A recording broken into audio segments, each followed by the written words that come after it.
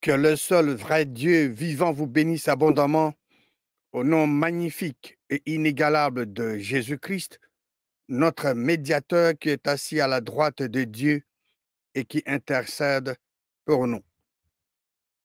Je suis très reconnaissant à Dieu, le Père de Jésus-Christ et notre Père céleste, pour l'opportunité qu'il me donne de partager sa parole merveilleuse avec vous qui l'aimez. C'est moi, Tito Mbanda. Bienvenue à cette émission. Que dit la parole de Dieu? Croyez Dieu le Créateur afin que les ennemis de votre nation se détruisent entre eux. Croyez Dieu le Créateur afin que les ennemis de votre nation se détruisent entre eux. Aujourd'hui, nous allons vous exhorter, vous qui aimez votre pays, et qui n'avez pas des armes, à croire le seul vrai Dieu afin que les ennemis de votre nation se détruisent entre eux. Prenez vos Bibles, s'il vous plaît, et allez avec moi dans le livre de 1 Corinthiens chapitre 13. 1 Corinthiens 13, et nous allons lire les derniers versets de ce chapitre, le verset 13. Il est écrit: Maintenant donc, ces trois choses demeurent: la foi, qui est la croyance, l'espérance, la charité. Mais la plus grande de ces choses, c'est la charité. Le mot foi ici, c'est le mot grec pistis, qui veut dire croire. C'est pour croire ici, c'est croire euh, tout ce qui est disponible aujourd'hui, selon la parole de Dieu. C'est croire à tout ce qui est disponible aujourd'hui, selon la parole de Dieu. Tandis que espérer, le mot espérance ici, c'est croire à tout ce qui est disponible, selon la parole de Dieu, dans le futur. Espérer, c'est croire, ici dans ce verset, donc le mot espérance, c'est croire à tout ce qui est disponible selon la parole de Dieu dans le futur. C'est par exemple le cas du retour de Jésus-Christ, c'est dans le futur.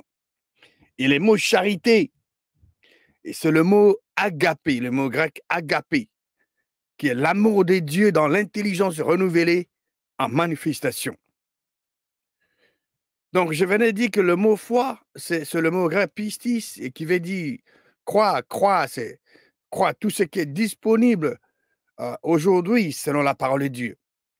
Et croire est un verbe, et un verbe implique toujours l'idée d'action, c'est-à-dire agir. C'est pourquoi aujourd'hui nous voulons vous exhorter, vous qui n'avez pas des armes. Vous aimez votre pays, mais vous n'avez pas des armes. Nous vous exhortons à croire le seul vrai Dieu, afin que les ennemis de votre nation se détruisent entre eux. La parole de Dieu est merveilleuse, et avant de recevoir, donc, ici c'est un rappel, avant de recevoir quoi que ce soit de la part de Dieu, nous devons savoir si ce que nous croyons est disponible. Pour savoir ce qui est disponible, nous devons le découvrir dans la parole de Dieu.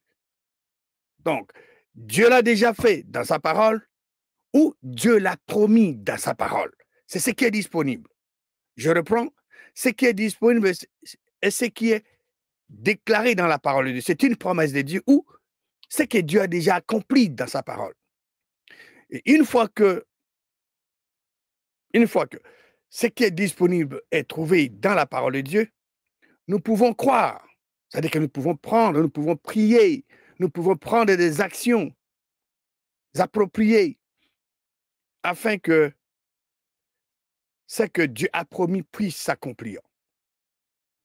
Afin que ce qui est disponible puisse s'accomplir dans le monde des sens, afin que les gens puissent voir dans le monde des sens. Comme je venais de le dire, ce qui est disponible, c'est ce que Dieu a promis dans sa parole ou ce que Dieu a déjà fait dans sa parole. Avant de croire, avant de prier, avant de prendre des actions appropriées, vous devez connaître les 5 clés bibliques suivantes. La première clé, vous devez savoir, vous devez connaître ce qui est disponible, ce que Dieu a promis dans sa parole. Nous devons aller dans la parole de Dieu pour découvrir ce qui est disponible. Nous devons découvrir ce que Dieu a déjà fait ou promis dans sa parole. Et la deuxième clé à connaître et à appliquer est comment le recevoir. Une fois que vous découvrez ce qui est disponible, comment le recevoir et de croire littéralement à la parole de Dieu. C'est être pleinement convaincu de la promesse de Dieu. Et la troisième chose, la troisième clé à connaître et à appliquer est qu'en faire les rangs reçus. Vous savez ce qui est disponible? Vous trouvez ça dans la parole de Dieu, la promesse de Dieu ou ce que Dieu a déjà fait? Comment recevoir cela? C'est de croire littéralement à cette promesse, donc être pleinement convaincu. Et la troisième chose, troisième clé à connaître et à appliquer, qu'en faire l'ayant reçu. Donc, vous l'utilisez pour ce dont vous avez besoin.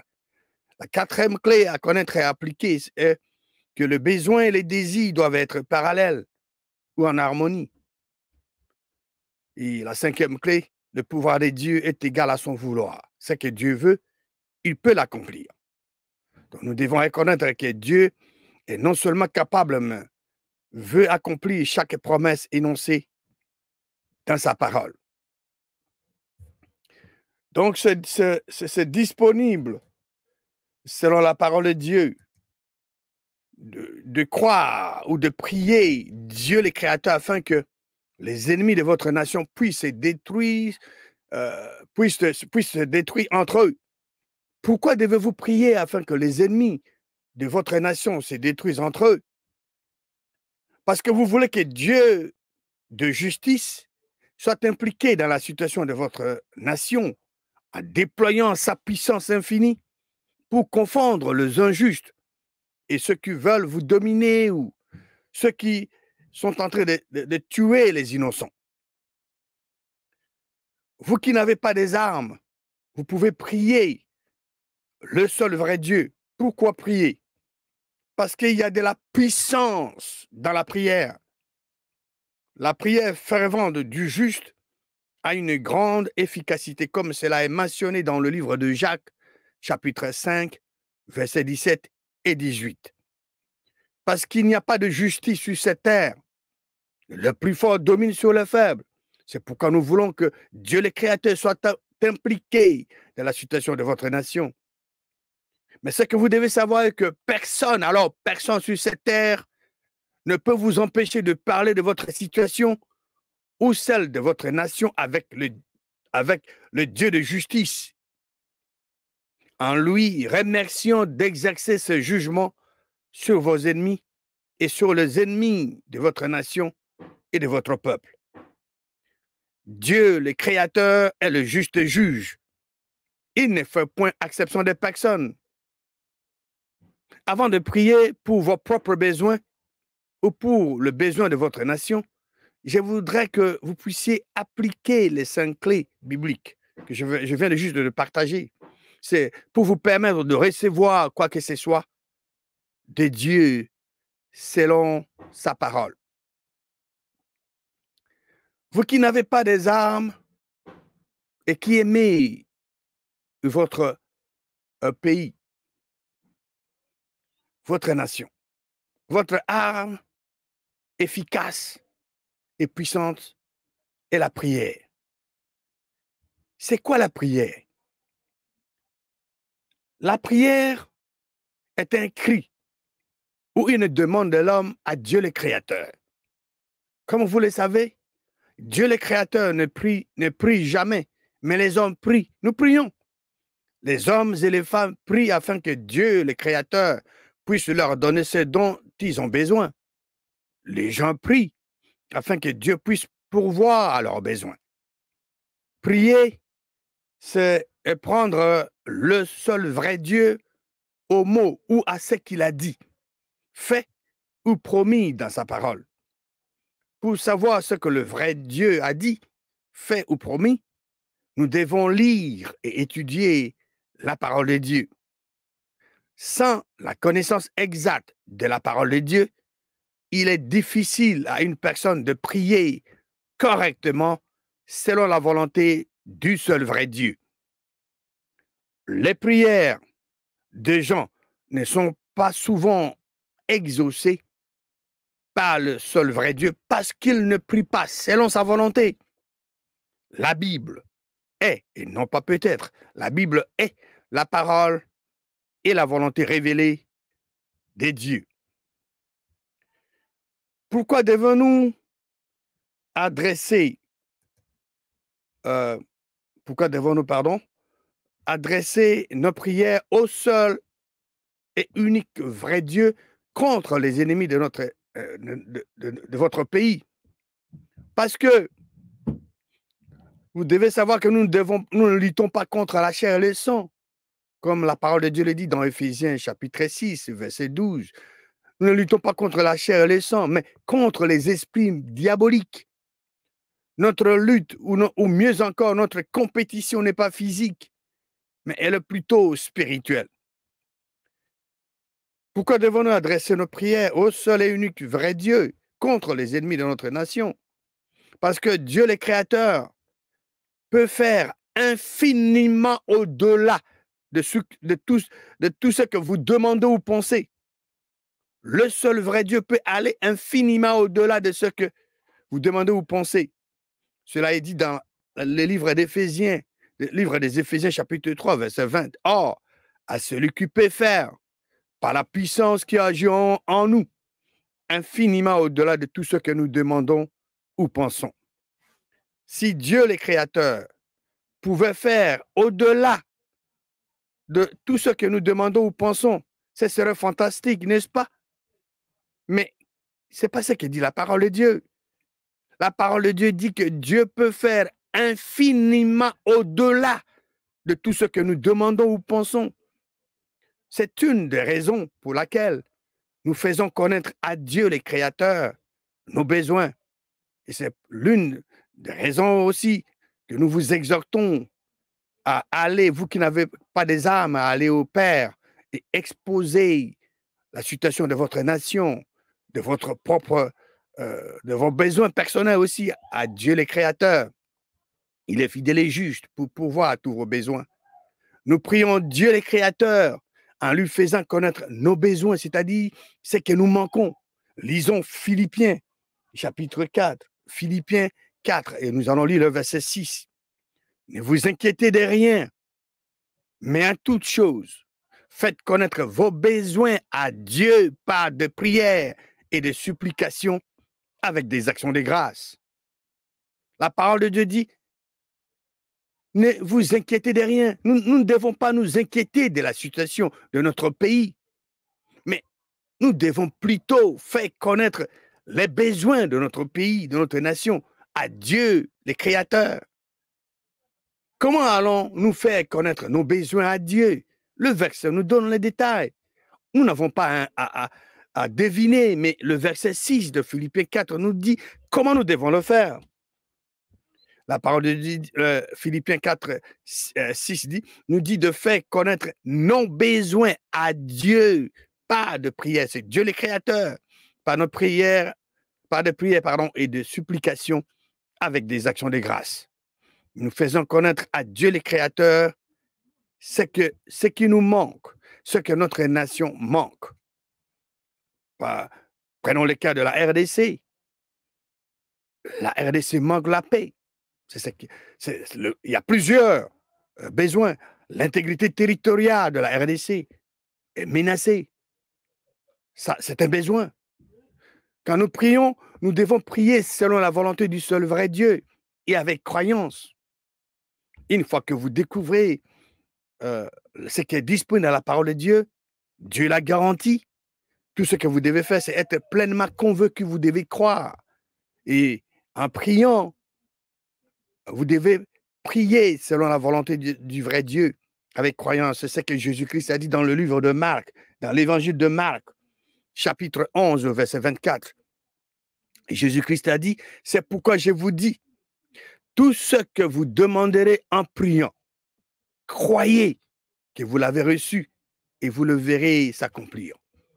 À chaque fois que vous lisez le mot tout dans la parole de Dieu, vous devez vous arrêter, vous demander, est-ce que c'est tout sans exception ou avec distinction?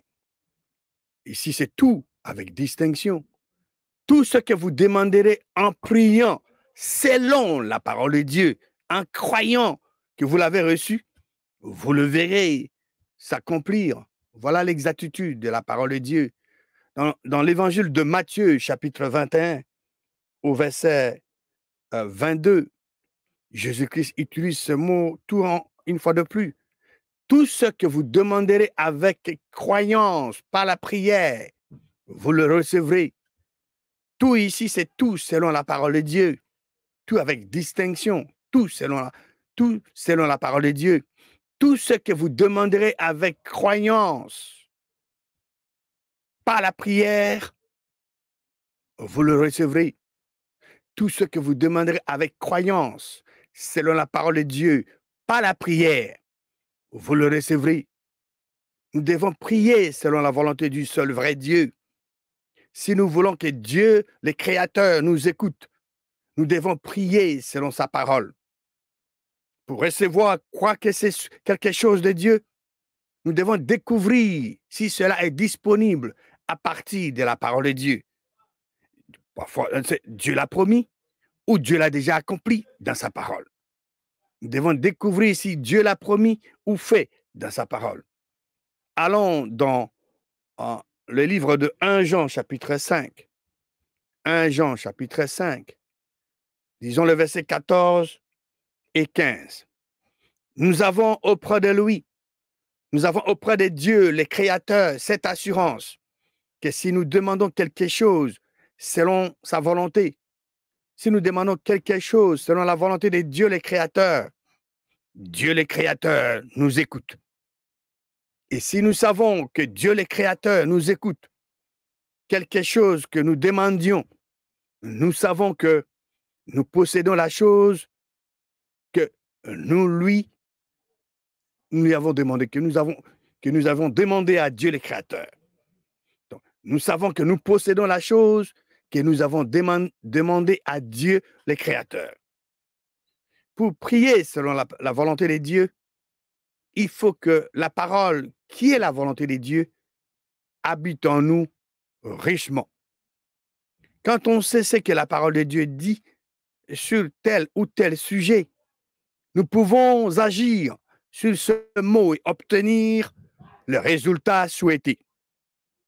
Alors que nous prions à Dieu, le Créateur, et à revendiquer les ressources disponibles dans le nom de Jésus-Christ avec croyance, nous serons puissants et nous allons voir les résultats positifs que Dieu, le Créateur, accordera à nos prières.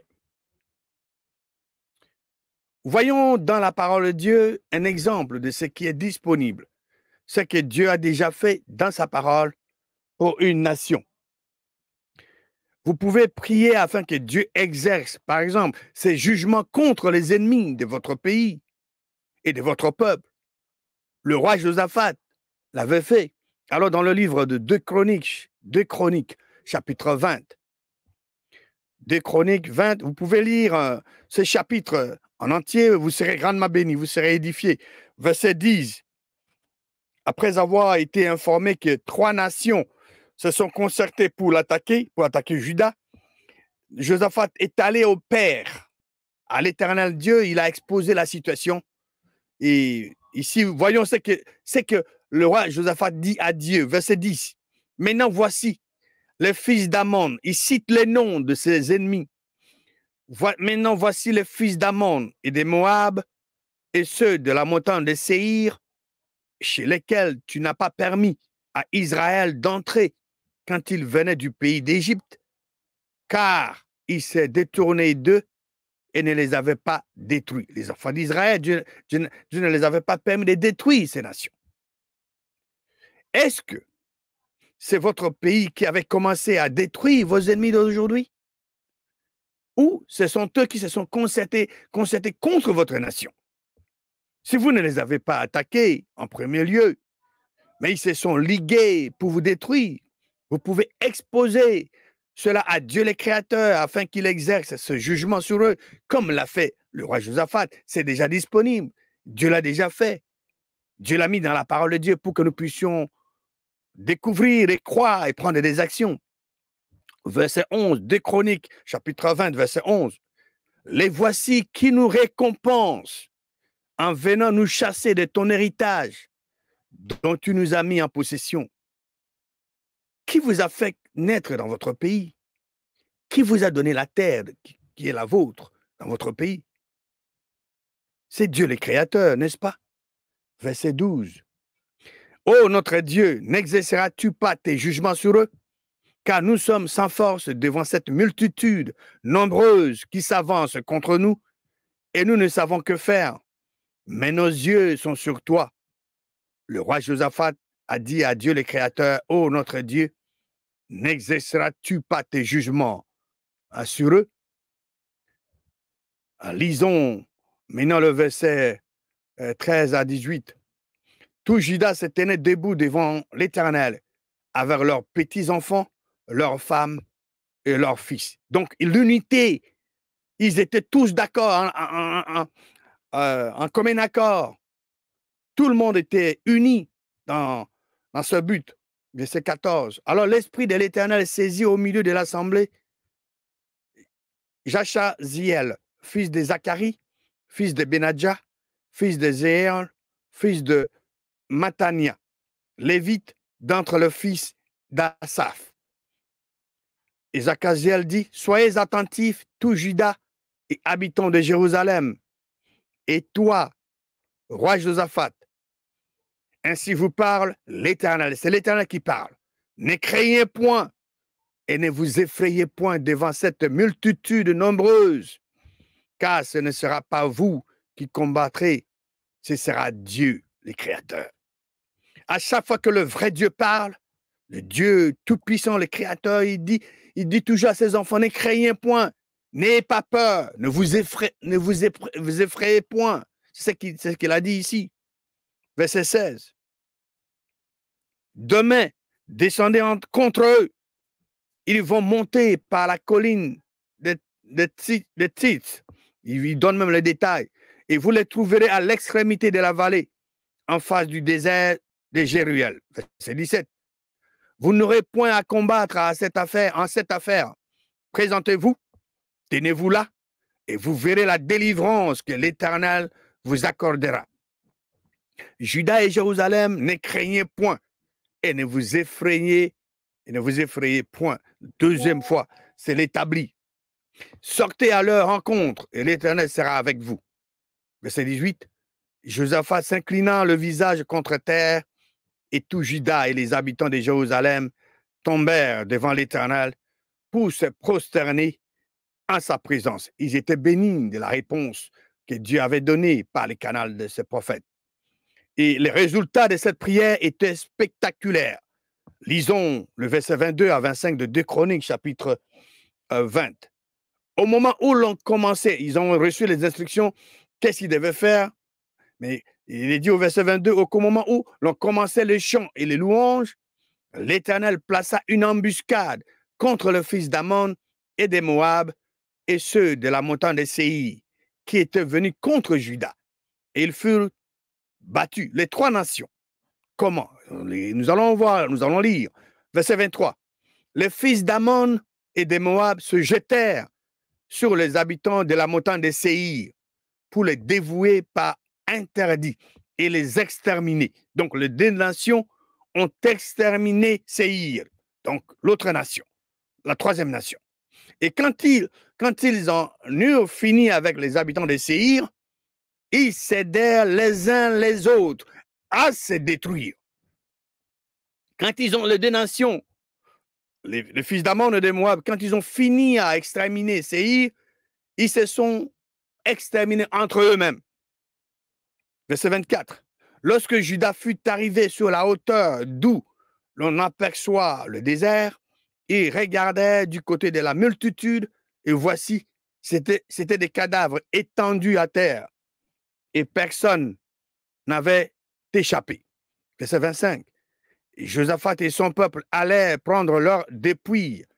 Ils trouvaient parmi les cadavres d'abondantes richesses et des objets précieux. Et ils en enlevèrent tant qu'ils ne purent tout emporter. Ils mirent 3 jours au pillage du butin, car il était considérable. Voilà, on pille l'ennemi. On ne pille pas son peuple. On pille l'ennemi qu'on a battu. Verset 29 de 2 Chroniques, chapitre 20. La terreur de l'Éternel s'empara de tous les royaumes des autres pays lorsqu'ils apprirent que l'Éternel avait combattu contre les ennemis d'Israël. C'est disponible que Dieu puisse combattre contre les ennemis de votre pays. Verset 30. Et le royaume de Josaphat fut tranquille et son Dieu lui donna du repos de tous côtés. Voilà le résultat. Le pays, le royaume était tranquille et Dieu a donné du repos de tous côtés au roi, donc au royaume. Verset 31.